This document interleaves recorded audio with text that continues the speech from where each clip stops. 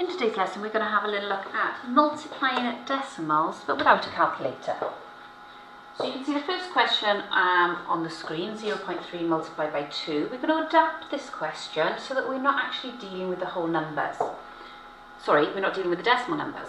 And to do this we're going to be multiplying by powers of 10, 100,000, etc. So we've got one decimal number in this first question, 0.3. We need to multiply that by 10 to make it a whole number. So 0.3 times by 10 is 3.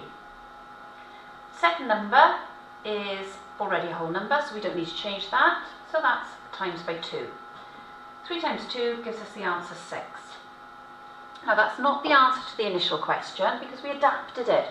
We multiplied it by 10. So we now need to go back and divide this answer of 6 by 10. 6 divided by 10 is 0.6. So the answer to the question is 0.6. Let's have a little look at some more questions. Next one here is 0.06 multiplied by 0.4. Both are decimal numbers, so both are going to have to be changed.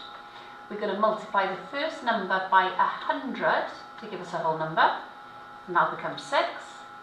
And the second number, the 0.4, we're going to multiply that by 10 to give us a whole number, and that'll become 4. 6 times 4 is equal to 24. However, we multiply the first number by 100, and then we multiply the second number by 10. So in total, we've multiplied the question by 1,000. So we take our answer of 24, and we divide that by 1,000, which gives you 0.024, which is the answer to the question. And the next one we've got here, 0.3, we're going to need to multiply that by 10 to give us a whole number, and that becomes 3. And 0.009, this needs to be multiplied by 1,000 to give us a whole number, which will become 9. 3 times 9 is 27. But we multiplied the first number by 10 and the second number by 1,000. So in total we've multiplied by 10,000.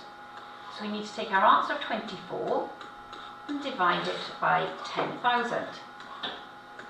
And that will give you the answer 0.0027. So the answer to the question, 0.0027. Now very often when we're doing these sort of calculations, we come up with a quick method of doing it, so we don't have to go through that full process each time.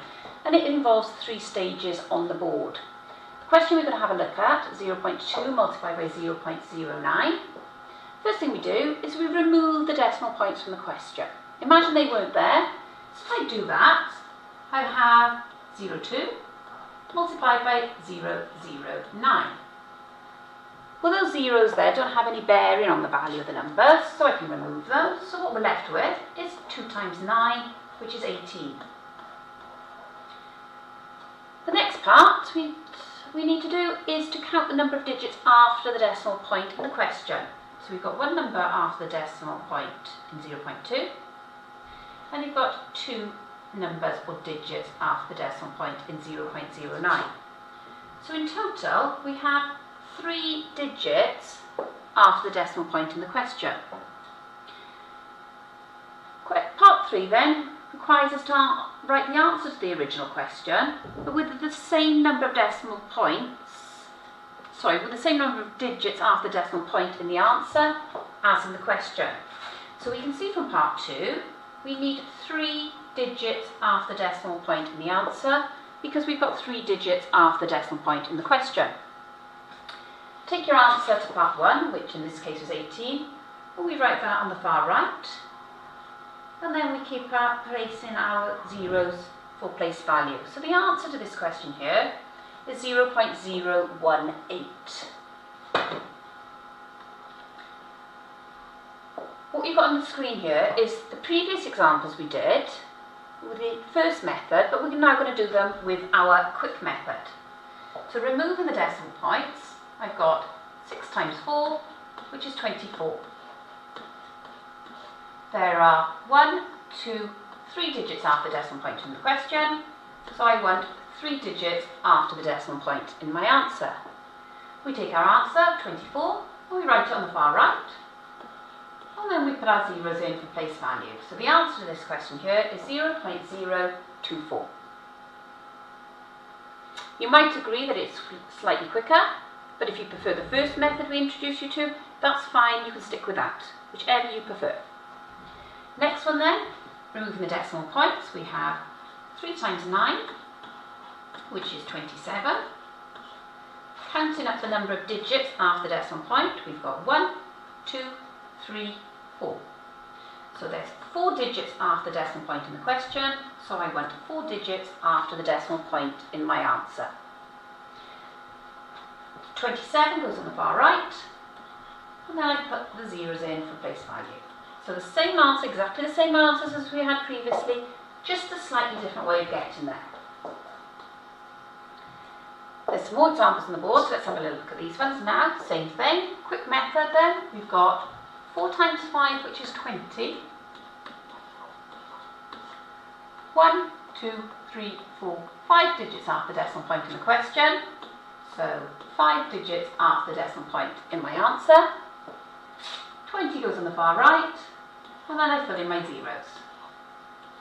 You might have noticed that I could write this answer as 0.0002. Means exactly the same. However, when you are doing your working, can I strongly encourage you to make sure you do put that 0 down initially. Next one we're going to have a little look at then. We've got 11 times 4, where we remove the decimal points. That's 44. Counting the number of digits after the decimal point in the question. 1, 2, 3, 4. So we want 4 digits after the decimal point in our answer. We're going to take the 44, we're going to put it on the far right, and we fill in our zeros. So the answer to this question is 0.0044. And the next one, removing the points, we've got 12 times 5, which is 60. And this time we've got 1, 2, 3, 4, 5, 6, 7 digits after the decimal point in the question. So we're going to have 7 digits after the decimal point in our answer. 1, 2, 3, 4, 5, 6, 7. 60 is going to go on the far right, and then we're going to fill in our zeros. Notice this is a similar question to the one at the top of the page. We could rewrite that answer, if we chose to, with the final 0 removed from your answer. 1, 2, 3, 4, 5. Okay, and the last question on this screen is 0.03 all squared. But if we square a number, we multiply it by itself. So this question means 0.03 times by another 0.03. Now we've set it out, we can go ahead, remove the decimal points. So we have 3 times 3, which is 9. And then counting up the number of digits after the point. 1, 2, 3, 4. 4 digits after the decimal point in the question. So 4 digits after the decimal point in my answer. 9 goes on the far right, and then you fill your zeros in for place value. When you have got a question that's squared, or it could be cubed, or to raise to another power, make sure you do take time to write down what the question means. So 0.3 squared means 0.03 times by another 0.03. If you don't write it all out like that, it can lead to mistakes. So we're going to have a look at some questions now involving workings. Now these are multiplied by whole numbers, so you can go straight into your tower sums or your grids, whichever way you do your short multiplication. But we can keep the decimal point here because we're only multiplying by a whole number. In this case, so 6.74 multiplied by 8.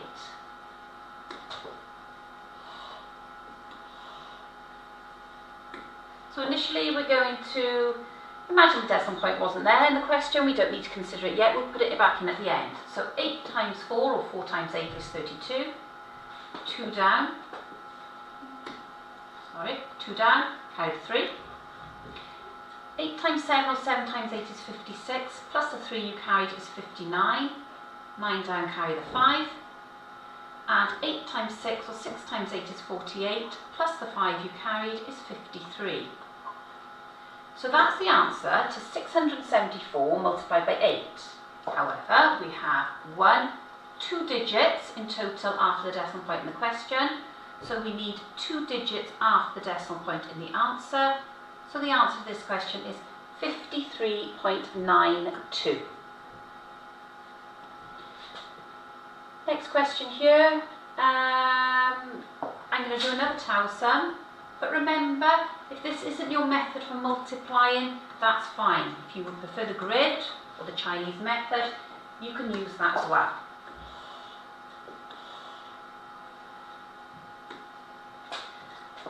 So again, starting on the right hand side, 7 times 4 or 4 times 7 is 28. 8 down, carry the 2. 7 times 0, really important now. Any number multiplied by 0 is equal to 0. So 7 times 0 is 0. Plus the 2 you carried is 2. And finally 7 times 5 is 35. Now in this question here, there's 1 digit after the decimal point in the question. So you want 1 digit after the decimal point in your answer. So the answer to that question is 352.8. Now with these next questions here, we're multiplying a decimal by another decimal. So we're going to go through the process we did with the quick method. We're going to remove the decimal point from the question. And doing so, the question is going to become 732 times by 6.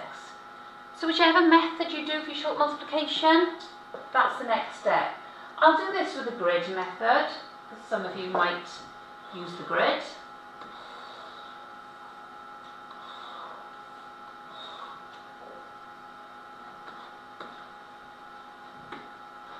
So we've got 732, and you're multiplying that by 6. So 6 times 7 is 42. I need to include my 2 zeros. 6 times 3 is 18, and the 1 0. 6 times 2 is 12. Adding those together then, I've got 4,200, don't forget your place value columns, plus 180, plus 12.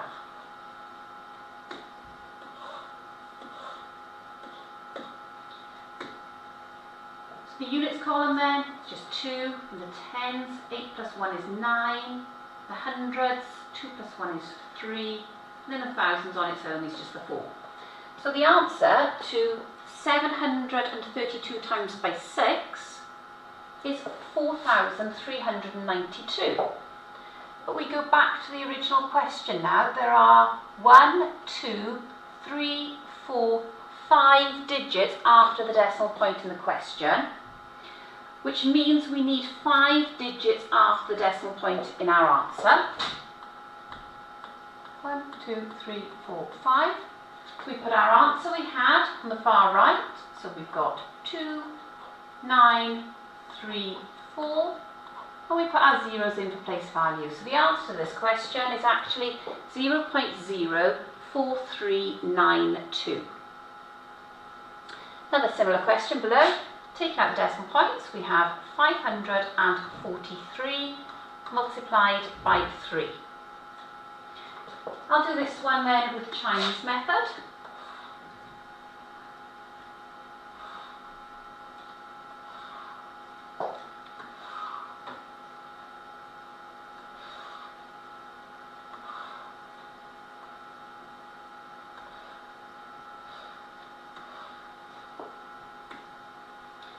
So we've got 543, and we're multiplying that by 3. 3 times 5 then is 15. 3 times 4 is 12. 3 times 3 is just 9, so that's no tens and 9 units.